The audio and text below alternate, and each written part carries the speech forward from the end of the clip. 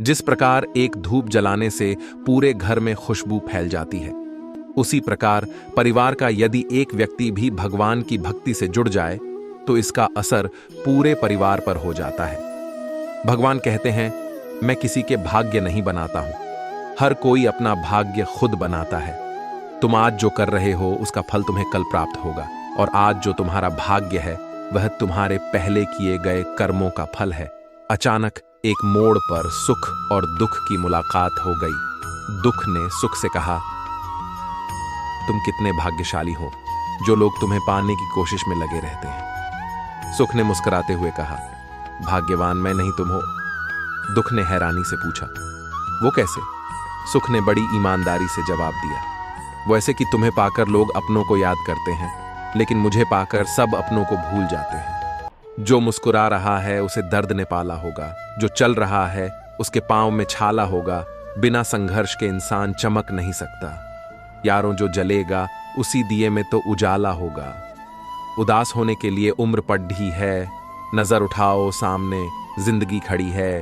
अपनी हंसी को होठों से न जाने देना, क्योंकि आपकी मुस्कुराहट के पीछे दुनिया पड़ी है। संबंधों को जोड़ना एक कला है, लेकिन रिश्तों को निभाना एक साधना है। जिंदगी में हम कितने सही और कितने गलत हैं, ये सिर्फ दो शख्स जानते हैं, एक तो ईश्वर और एक अपनी अंतरात्मा। और कितना अजीब है ना, ये दोनों ही दिखाई नहीं देते। जंगल में हर रोज सुबह होने पर हिरण सोचता है कि मुझे शेर से तेज भागना है, और शेर हर रोज सच्चा बाल सुबह उठकर सोचता है कि मुझे हिरण से तेज भागना है, वरना मैं भूखा मर जाऊंगा। आप शेर हो सच्चा या हिरण, उससे कोई मतलब नहीं है। अगर आपको अच्छी जिंदगी जीनी है तो हर रोज भागना पड़ेगा। संघर्ष के बिना कुछ भी नहीं मिलता है। दुनियाओं की ताकतवर चीज है लोहा, जो सबको काट डालता है, लोहे से ताकतवर है। आग, जो लोहे को पिघला देती है, आग से ताकतवर है। पानी, जो आग को बुझा देती है, पानी से ताकतवर है। इंसान, जो उसे पी जाता है।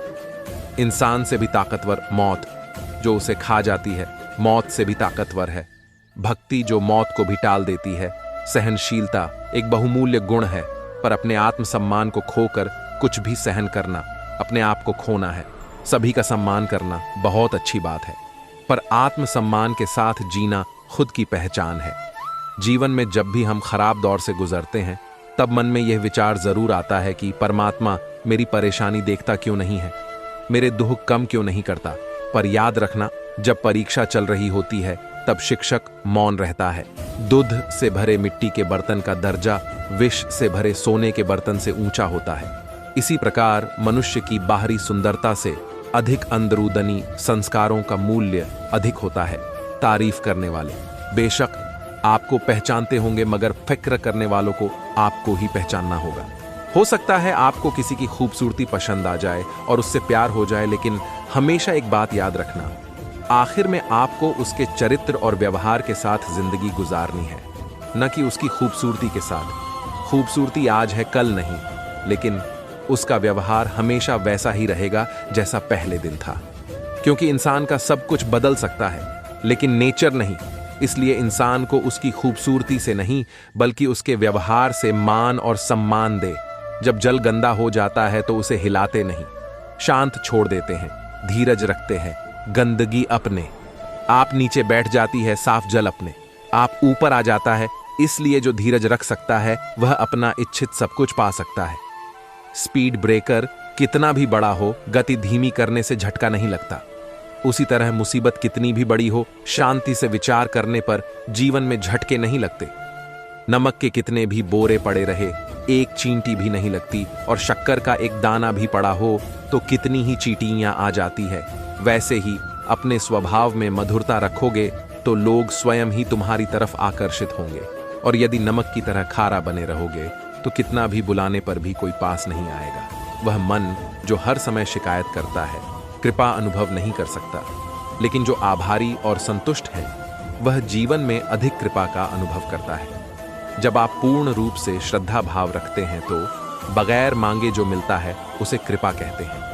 लोगों की निंदा से परेशान होकर अपना रास्ता न बदलना, क्योंकि सफलता शर्म से नहीं साहस से मिलती है। दुनिया में हर कोई साधारण से असाधारण होने की पात्रता रखता है।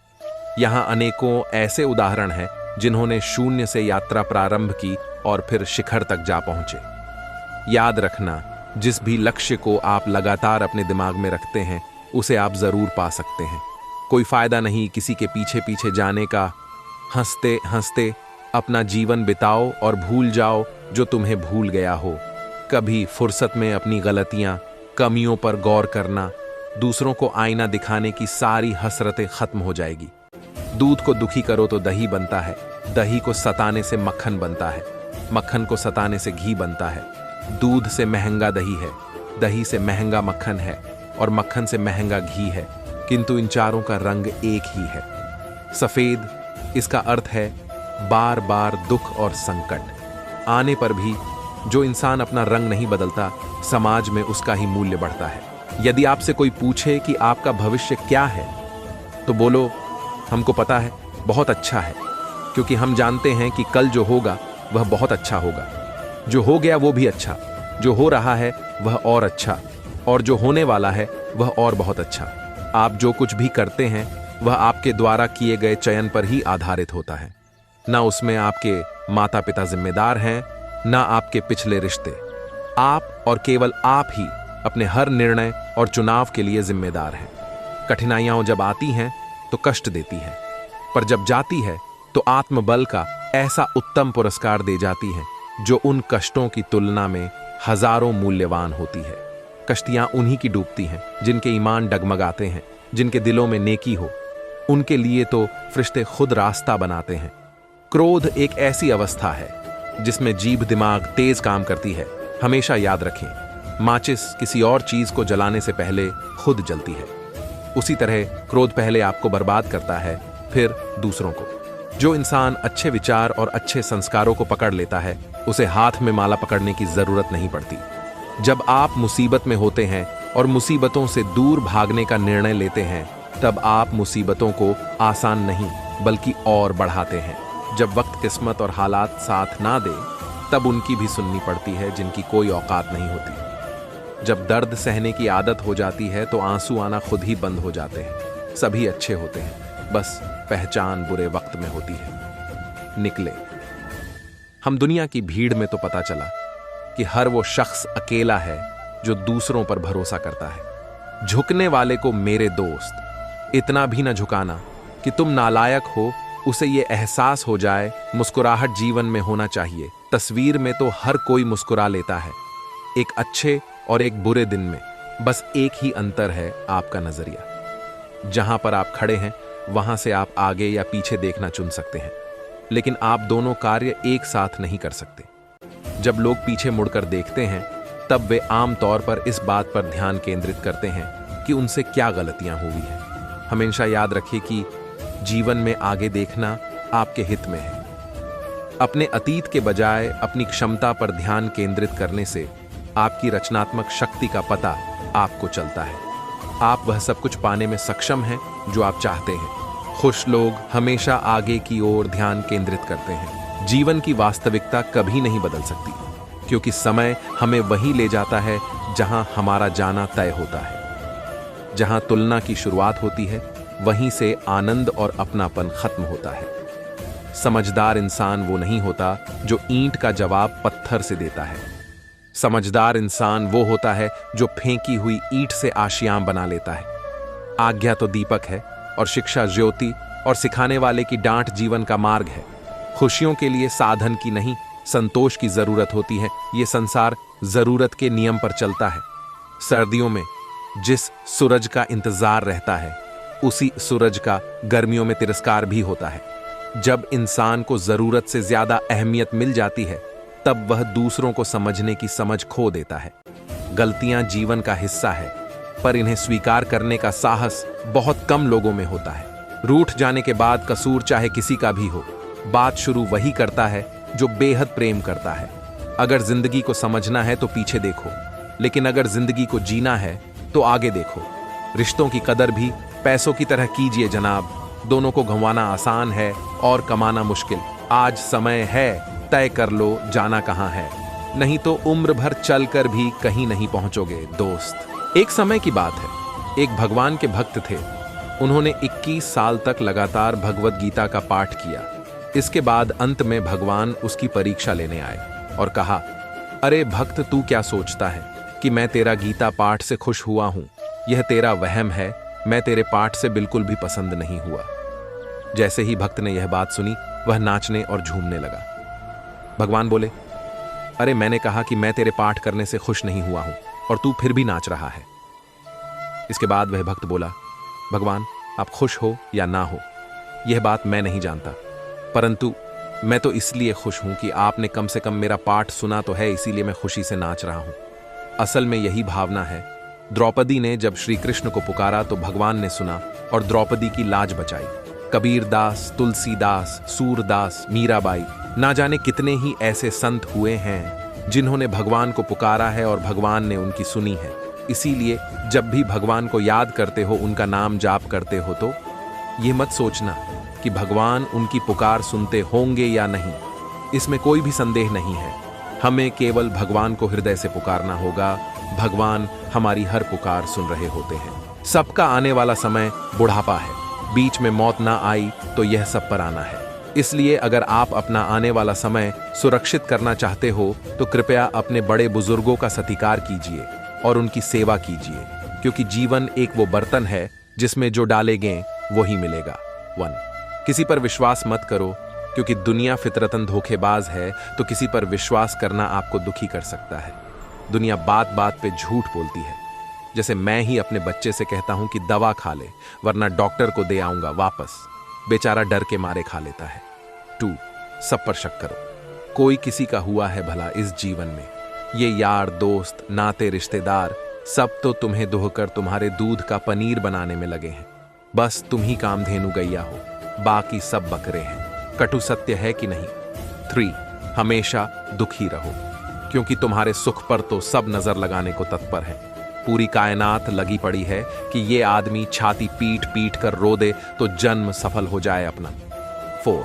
कभी किसी का भला मत करो, क्योंकि क्या गारंटी वो वापस आपका भला करेगा? है तो वो भी मांस चमड़ी का इंसान तुम्हारे जैसा।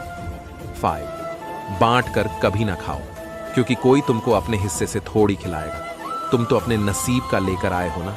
अगर कोई खिलाता भी है तो एहसान थोड़ी करता है। तुमको भी किसी को खिलाने की जरूरत नहीं है। 6. जमा करो और भूल जाओ, ताकि तुम्हारा नाम इस दुनिया में बाकी रहे। किसी को भी भूले से कुछ दे मत देना। अपने नाम से जमा करो, ताकि सिर्फ तुम्हारे नाम वाले तुम्हारी जमा राशि का उपभोग कर सकें। 7. एक पर्सनल भगवान और बाबा जी को नौकरी पर रखो, वही मुक्ति दिलाएंगे। तुम्हारी हर समस्या का समाधान करेंगे, क्योंकि बाकी के भगवान और बाबा जी से प्रतिस्पर्धा भी तो करनी है कि नहीं। 8. अपने आप की क्षमता पे अंधा विश्वास करो। बस तुम ही हो और तुमसे ही तुम्हारे कुटुंब का संसार चल रहा है। तुम ही अपनी सृष्टि के मालिक हो। इस भाव के आते ही तुम स्वयं को ईश्वर तुल्य महसूस करोगे। तुम्हारे जाने के बाद तुम्हारी मूर्ति पर कौवे कबूतर हगेंगे। 9. कभी कुछ नया ना सीखो, ना कोशिश करो, पड़े रहो, भोग विलास में लगे रहो। जो है उसे उड़ाओ और भविष्य की चिंता अपने उसी भगवान को सौंप दो, जिसके पास 32 निपोड़ते अगले जन्म की मौज मारने की इच्छा लेकर जाओगे। एक बार की गई गलती दोबारा ना हो। अपनी तुलना दूसरों के साथ ना करें। वर्तमान को श्रेष्ठ बनाने का पुरुषार्थ करें। बदला न लो, स्वयं को बदलो। जिस परिस्थिति को आप नहीं बदल सकते, उसे परमात्मा पर छोड़ दें। जितना हो सके सर्व के सहयोगी बनो। सदा याद रखो, निंदा करने वाला आपका मित्र है। ईर्ष्या न करो, ईश्वर का चिंतन करो। अहंकार को त्याग, नम्रता को धारण करो। अपनी चिंताएं परमात्मा को सौंप दो। दुनिया में 3 तरह के लोग हैं। एक हैं जो अपने दुख से दुखी है, दूसरे हैं जो दूसरों के दुख को देखकर दुखी हैं, और तीसरे हैं जो सबसे ज्यादा है, जो दूसरों के सुखों को देखकर दुखी हैं। इसका कारण दूसरों के सुखों और तरक्की को देख नहीं सकते और ईर्ष्या से जलते रहते हैं। याद रखें, हम ईर्ष्या करके दूसरों के भाग्य को बदल नहीं सकते। उल्टा हम अपने ही भाग्य और सुखों को लकीर लगा लेते हैं। इसलिए हमेशा दूसरों से रीस ना करें, बल्कि रेस करें। तभी हमें सच्ची सुख शांति की अनुभूति होगी। दुख क्या है?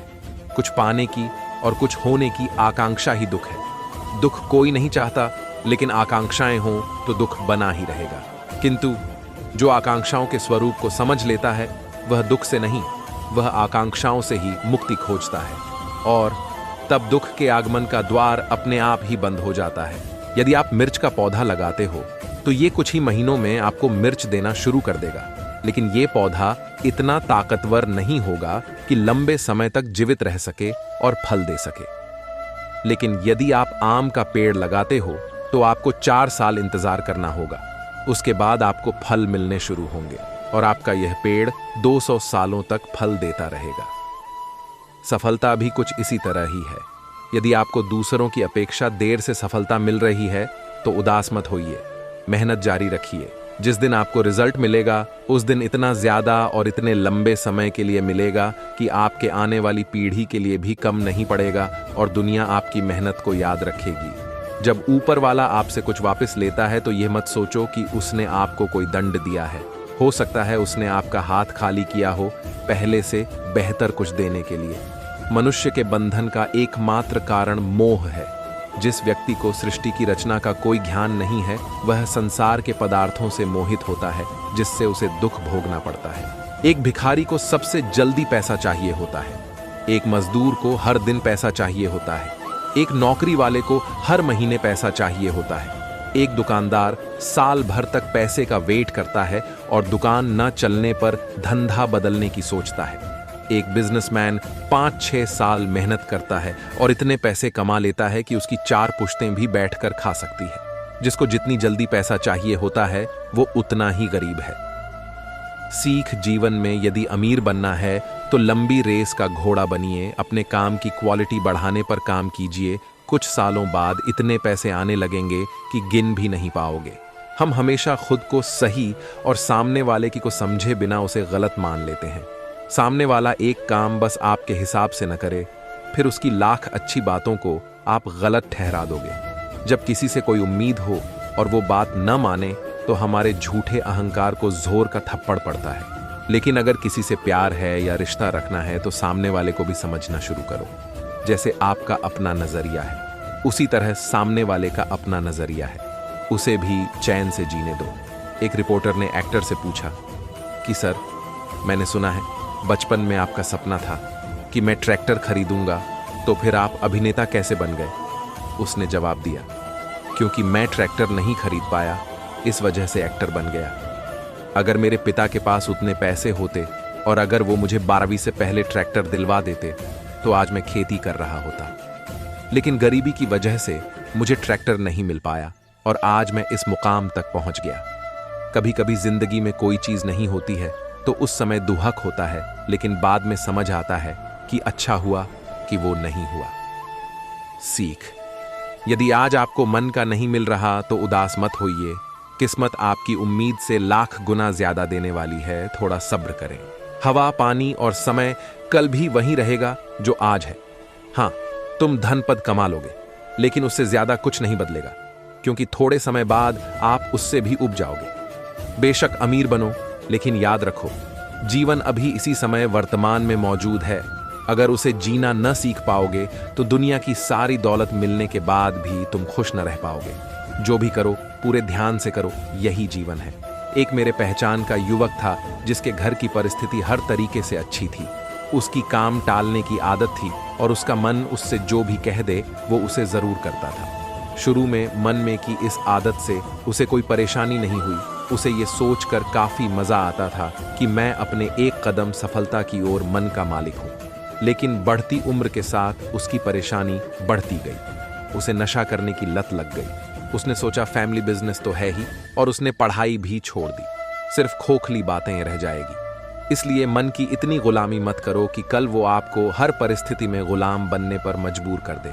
इसलिए अभी इसी वक्त से अपने लिए नियम बनाओ कि कल से मैं हर हाल में ये 3 घंटे पढ़ाई काम को दूंगा और 1 घंटे शरीर ध्यान को दूंगा। खुद को समझते हुए खुद के लिए नियम बनाओ। याद रखो, जिंदगी की शुरुआत में खुद के लिए कुछ नियम बनाए बिना बदलाव आ ही नहीं सकते। आपको अपने लिए कुछ नियम बनाकर शक्ति के साथ उनका पालन करना होगा। भले 1 घंटे का नियम बनाओ, लेकिन हर हाल में उसे पूरा करो। हमेशा खुद को स्पेशल समझकर जीना शुरू कर दे। क्योंकि भगवान ने किसी को भी इस धरती पर फालतू समझकर नहीं बनाया है।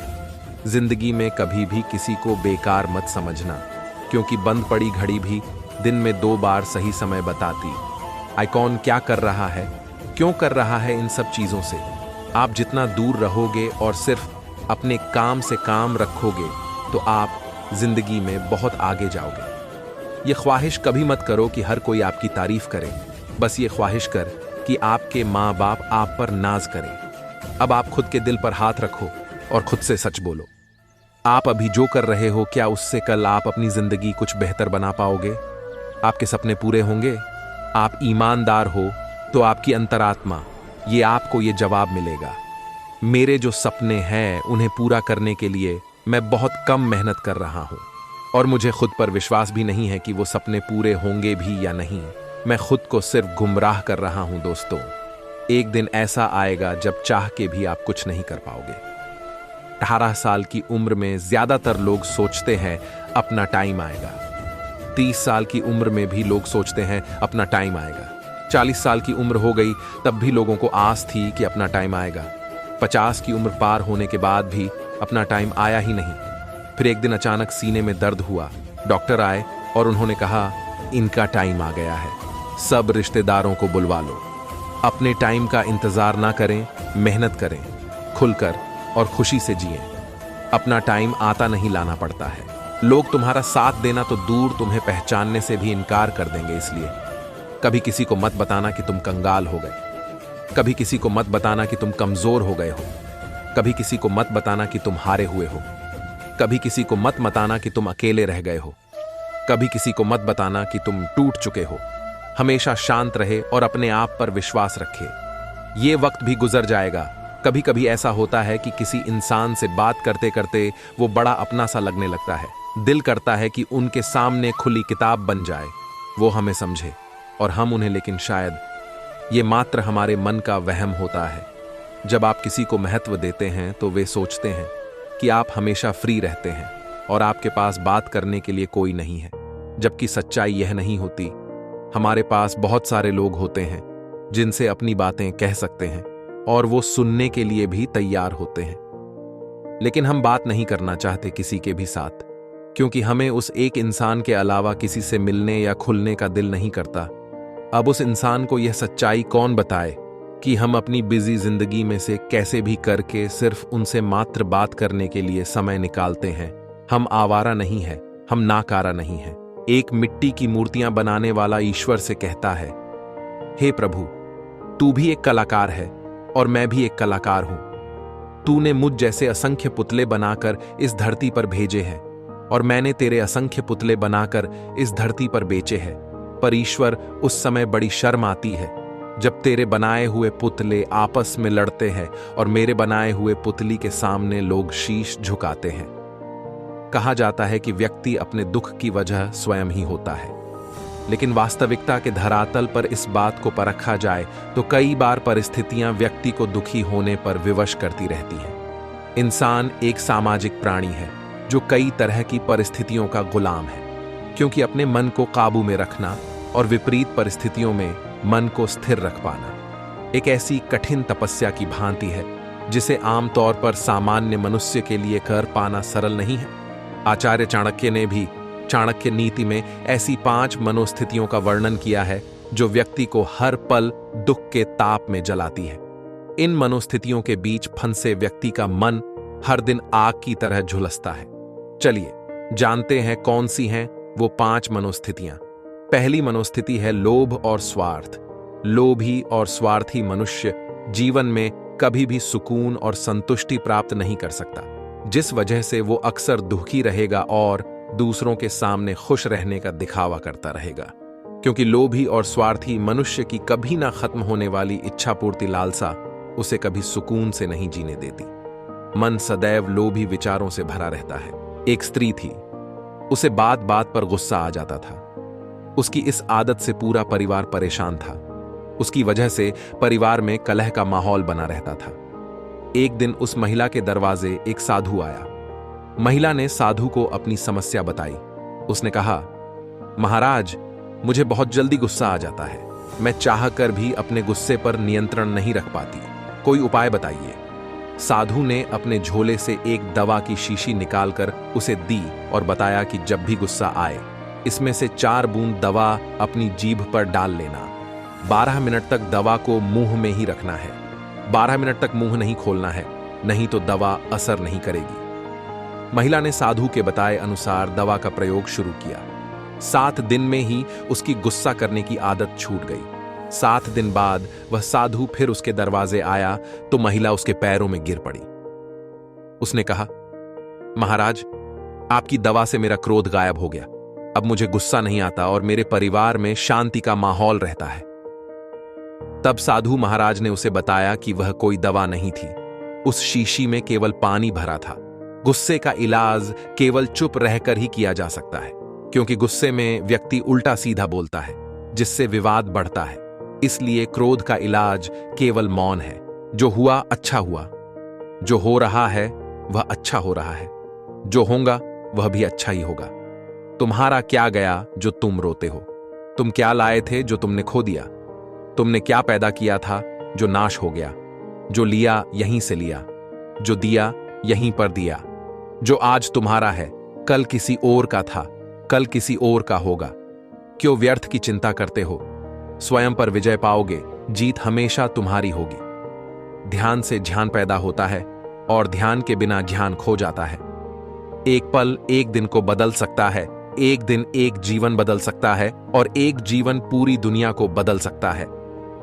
आप केवल वही चीज खोते हैं जिससे आप बंधे होते हैं। हम अपने विचारों से आकार लेते हैं, जैसा हम सोचते हैं वैसे हो जाते हैं। स्वास्थ्य सबसे बड़ा उपहार है, संतोष सबसे बड़ा धन और वफादारी सबसे सच्चा संबंध है। जीवन में हजारों लड़ाइयां जीतने से अच्छा है कि तुम स्वयं पर विजय प्राप्त कर लो, फिर जीत हमेशा तुम्हारी होगी। इसे तुमसे कोई नहीं छीन सकता। जो व्यक्ति थोड़े में ही खुश रहता है, सबसे अधिक खुशी उसी के पास होती है। बुराइयों से दूर रहने के लिए अच्छाई का विकास कीजिए और अपने मन को अच्छे विचारों से भर लीजिए। हम तभी असफल होते हैं जब असत्य का सहारा लेते हैं। हमेशा याद रखें कि बुरा कार्य करना मन में बोझ रखने के समान है। एक सेठ के घर के बाहर खड़ा होकर भजन गा रहा था और बदले में खाने को रोटी मांग रहा था। सेठानी काफी देर से उसको कह रही थी, आ रही हूं। रोटी हाथ में थी पर फिर भी कह रही थी कि रुको, आ रही हूं। भिखारी भजन गा रहा था और रोटी मांग रहा था। सेठ ये सब देख रहा था पर समझ नहीं पा रहा था। आखिर सेठानी से बोला, रोटी हाथ में लेकर खड़ी हो, वो बाहर मांग रहा है। उसे कह रही हो आ रही हूं तो उसे रोटी क्यों नहीं दे रही हो? सेठानी बोली, हां रोटी दूंगी, पर क्या है ना कि मुझे उसका भजन बहुत प्यारा लग रहा है। अगर उसको रोटी दूंगी तो वो आगे चला जाएगा। मुझे उसका भजन और सुनना है। श्री जी, यदि प्रार्थना के बाद भी भगवान आपकी नहीं सुन रहे हैं तो समझना कि उस सेठानी की तरह प्रभु को आपकी प्रार्थना प्यारी लग रही है। इसलिए इंतजार करो और प्रार्थना करते रहो। जीवन में कैसा भी दुख और कष्ट आए पर भक्ति मत छोड़िए। क्या कष्ट आता है तो आप भोजन करना छोड़ देते हैं? क्या बीमारी आती है तो आप सांस लेना छोड़ देते हैं? नहीं ना? फिर जरा सी तकलीफ आने पर आप भक्ति करना क्यों छोड़ देते हो? कभी भी 2 चीज मत छोड़िए, भजन और भोजन। भोजन छोड़ दोगे तो जिंदा नहीं रहोगे, भजन छोड़ दोगे तो कहीं के नहीं रहोगे। सही मायने में भजन और भोजन दोनों ही आवश्यक हैं। एक बार गोपियों ने बांसुरी से पूछा, री बांसुरी, तू श्री कृष्ण के होठों से कैसे चिपक गई?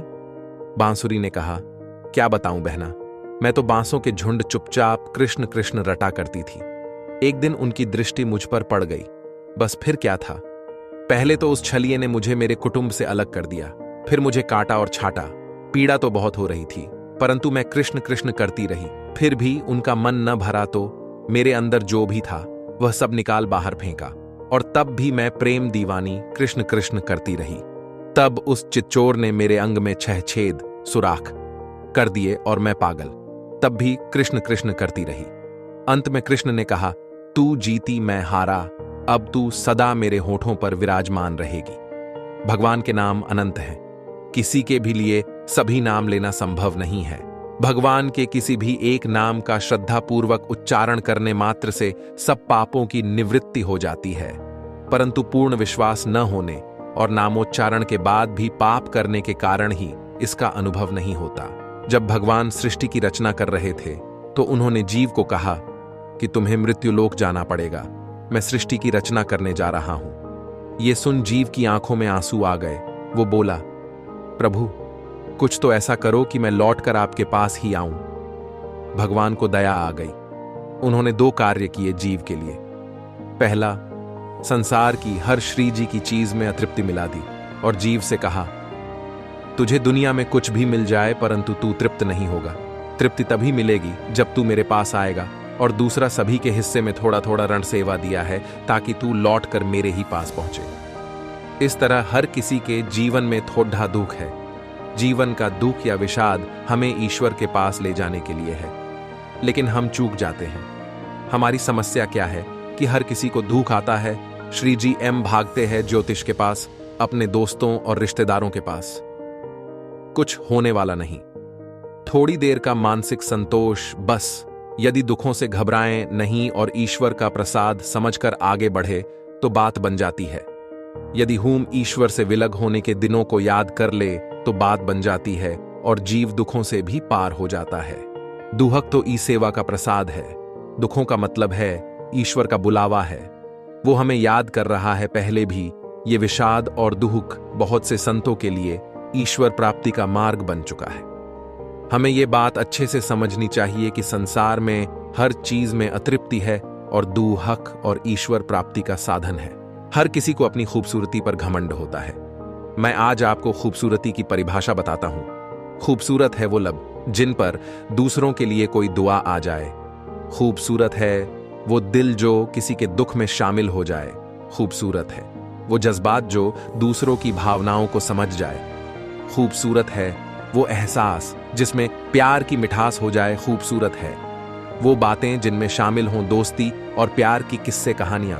खूबसूरत है वो आंखें जिनमें किसी के खूबसूरत ख्वाब समा जाए। वो हाथ जो किसी के लिए खूबसूरत है, मुश्किल के वक्त सहारा बन जाए। खूबसूरत है वो सोच जिसमें किसी की सारी खुशी छुप जाए। खूबसूरत है वो दामन जो दुनिया से किसी के गमों को छुपा जाए।